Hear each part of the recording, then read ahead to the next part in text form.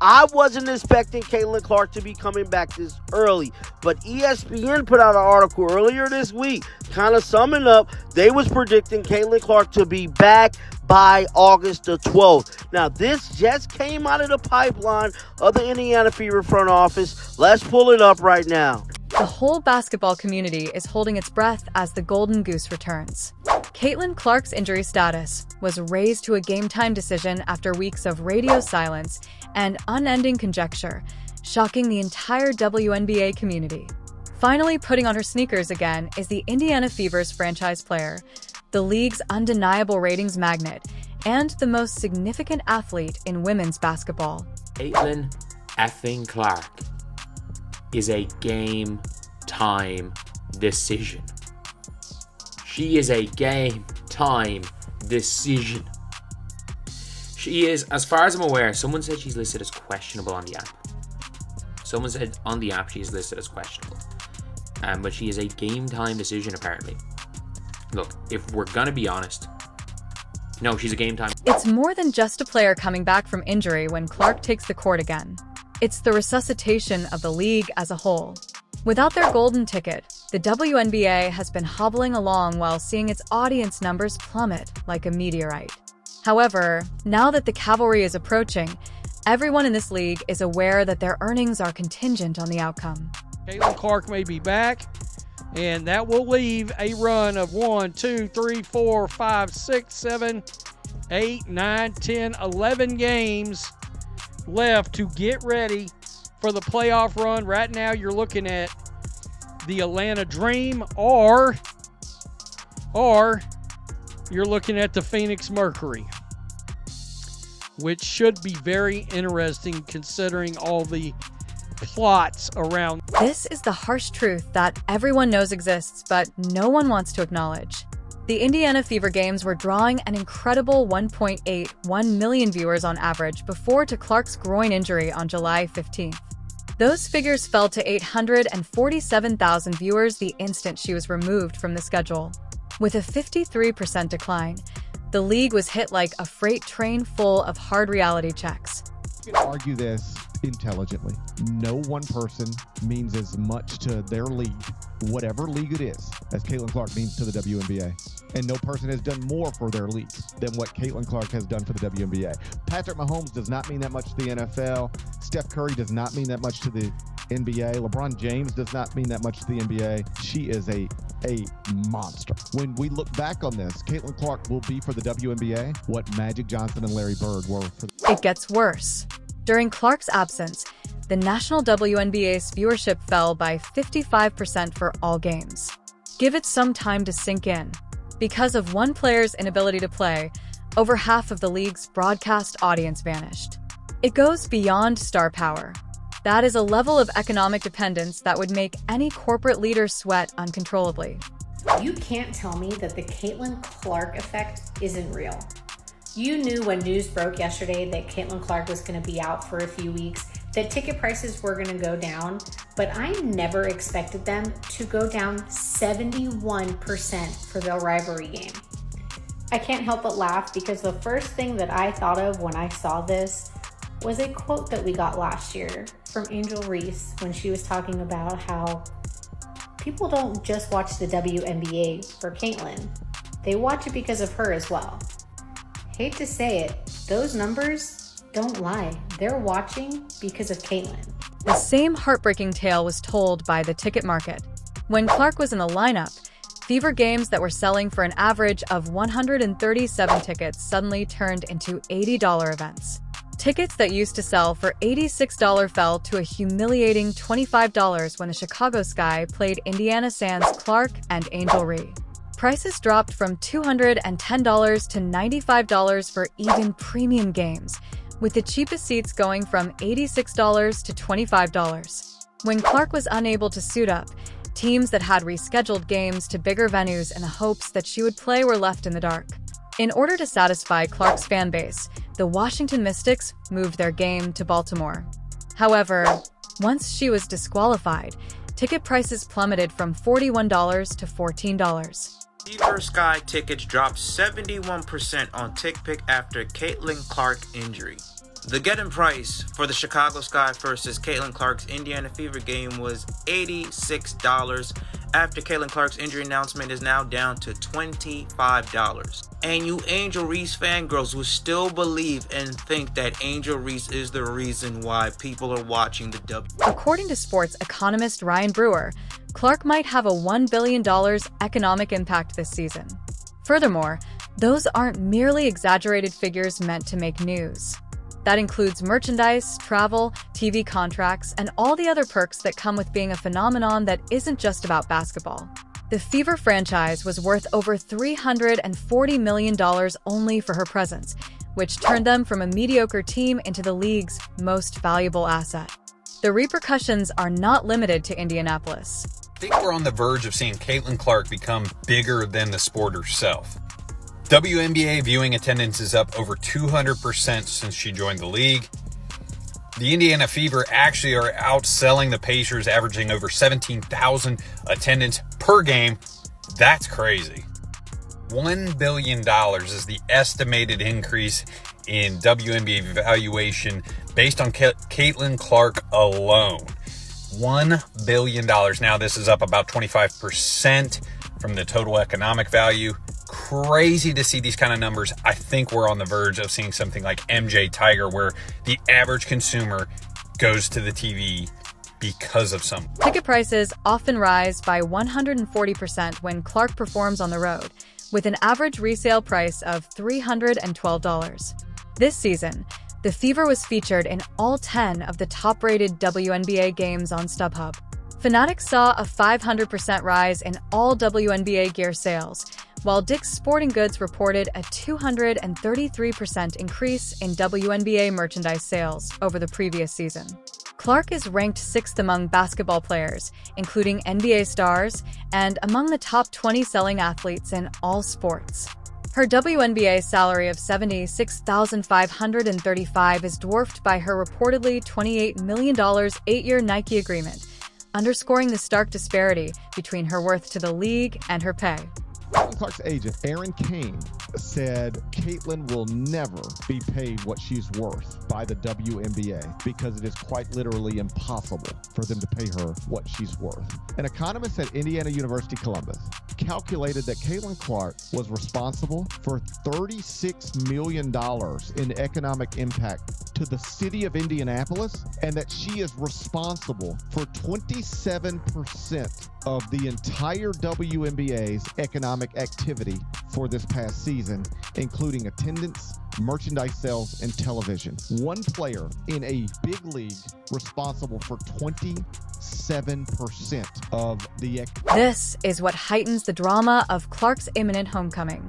Since she went down, the Indiana Fever have been in full crisis mode.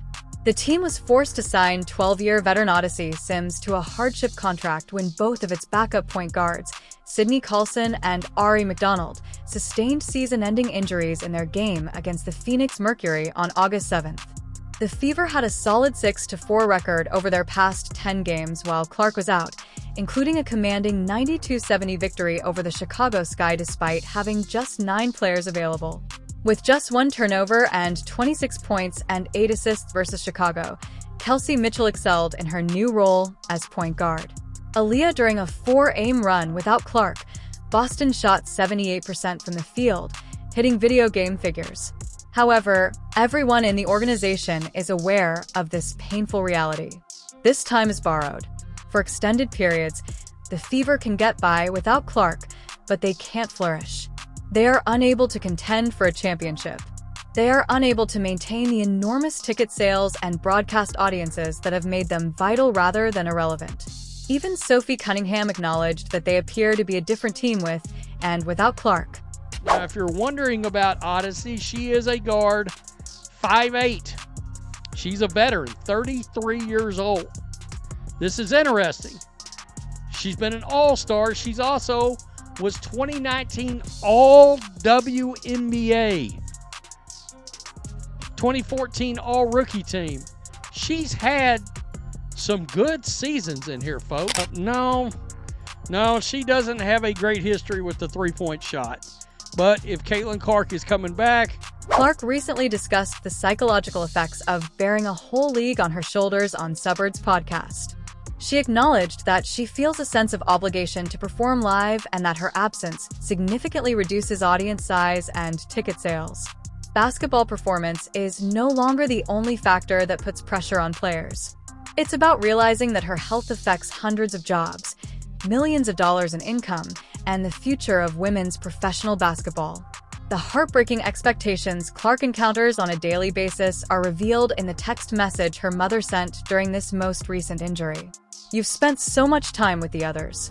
Now is the time to take care of yourself." This isn't how most athletes recover from injuries. A superstar is learning to strike a balance between her own well-being and her financial obligations to the entire ecology that surrounds her. Returning to professional basketball without the benefit of training camp preparation presented a unique challenge, as Clark explained. "It's not as if I have to prepare for my first game again with a training camp. You feel as though you've been thrown into game 30. Go attempt to play well," for example. She is coping with this stop-and-go nature of soft tissue injuries, while being aware that each game missed costs numerous organizations a significant amount of money.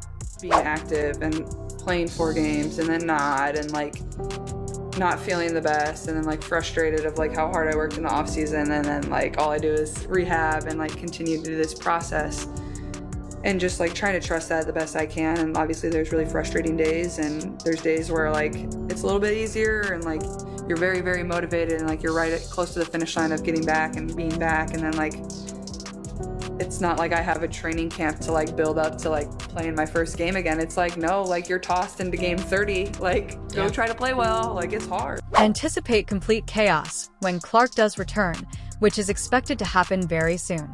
Her comeback game is probably going to be one of the most viewed WNBA regular season games ever.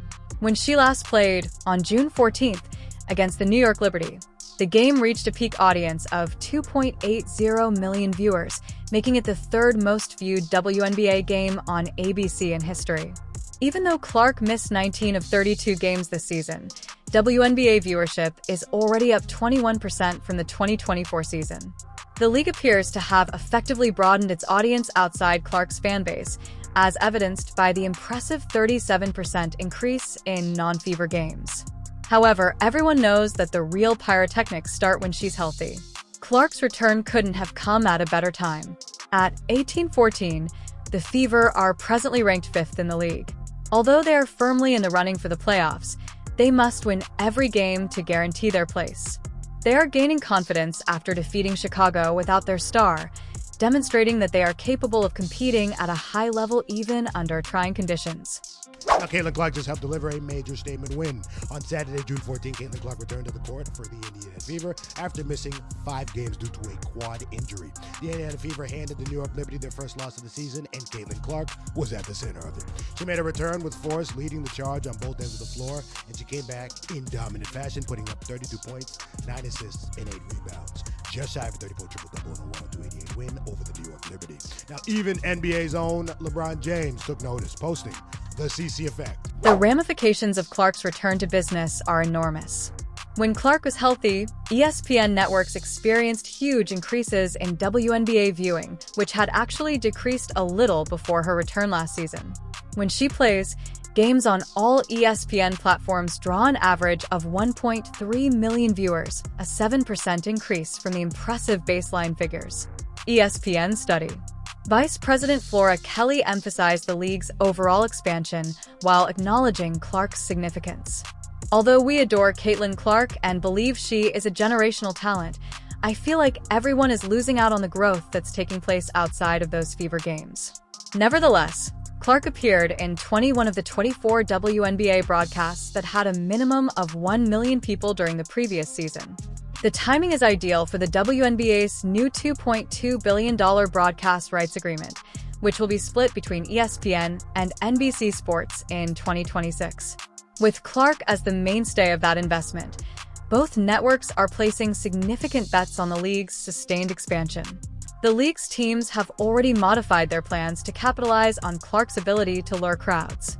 To meet the growing demand, the Dream, Sun, Wings, Vegas Aces, Washington Mystics and Chicago Sky have all rescheduled their home games versus Indiana to bigger facilities. With resale rates exceeding $1,750, it became the most costly ticket in Clark's career when the Fever traveled to Iowa for a preseason exhibition. Caitlin Clark continues to crush the viewership department and bring in those big ratings. This is from ESPN PR. This past Sunday, ABC aired another of its most watched WNBA games ever with the Indiana Fever's win over the Dallas Wings. It averaged 2.1 million viewers and peaked at 2.5 million viewers. WNBA on ESPN is up 7% from last season, man. What? The numbers are crazy. The numbers are crazy. She's a draw. Here's why the Fever organization needs Clark back so badly. Their championship window is closer than most people think, even though they have straight number 1 overall selections in Aaliyah, Boston, and Clark. Long-term supremacy is practically unattainable in the WNBA due of its competitive balance and pay structure. Before other clubs catch up, the Fever must take advantage of Clark's rookie contract and the momentum she has generated. Stephanie White, the coach, is aware of the stakes. When it comes to playing teams of championship level, there is very little room for error. The Fever knew this window might not remain open forever, which is why they made bold offseason additions to surround Clark with veteran players like Sophie Cunningham, Natasha Howard, and Dana Bonner. Prior to the season, Clark herself set the bar high. I anticipate that we will attempt to win a championship. It wasn't just idle chatter. It was a declaration of purpose from someone who is aware of her special place in the sports world. Competitive games against the reigning champion New York Liberty and the early season triumph against Chicago 93-58, in which Clark had a triple-double, demonstrated that the Fever was worthy of being discussed in relation to championships. Not seen Caitlin Clark since the beginning of July. A lot of people had predicted for her to be out around the end of August, but this is a great update, seeing that she could possibly play tomorrow going up against Paige Beckers. Now, we know they have been having this crazy narrative about Paige and Caitlin, Paige being better. Everything will be put to bed tomorrow, I pray, Caitlin. She's not simply coming back to play hoops when Clark gets back. She is going back to a league where all of her opponents are aware that their significance, pay, and livelihoods depend on her performance. Other players have come to terms with the painful reality and are in a panic. The WNBA's expansion isn't a result of group achievement. It is the supporting cast of Caitlin Clark's program. The league has been working on creating a sustainable product for decades. However, Clark's absence demonstrated that they had unintentionally built a house of cards. What happens if her next injury has the potential to ruin attendance and ratings on its own? When she retires, what will happen? WNBA execs can't sleep at night worrying about these questions. The league is already experiencing injuries as a result of Clark's hectic schedule. All of the league's players will be watching her return to compete at the highest level on national television, hoping she can regain her pre-injury form. Her comeback is the first shot in a battle for the spirit of women's basketball, and the psychological battle has already started. 2.1 million average viewers to watch the Indiana Fever, Caitlin Clark, take on the Dallas Wings. ABC airs another of its most watched WNBA games ever. WNBA games ever. Ever. Ever, forever, ever. ABC's fourth most watched WNBA game ever. More than 120 regular season and post-season games. More than 120 regular season and post-season games. This is more than most WNBA finals games, including last. There is more to Clark's comeback than just sports economics. She has drawn admirers who had never seen women's basketball before, making her a cultural icon. Her appeal transcends demographic borders that traditional WNBA marketing was never able to achieve, and her games routinely draw larger crowds than NBA playoff games. Women's basketball has become a must-watch sport thanks to the Caitlin Clark effect, but it has also brought up hitherto unheard of pressure. She embodies the aspirations of every athlete seeking greater compensation, every commentator who made an investment in women's sports, and every supporter who thinks that this is a turning point in the history of sports. Clark has a special bond with audiences, as evidenced by the 1.3 million fan votes she received for the All-Star Game, compared to 96,000 2 years prior. Her games break television viewership records, set attendance records, and garner the kind of mainstream media exposure the WNBA could only hope for. The whole basketball community is eager to see what happens when the WNBA regains its golden goose.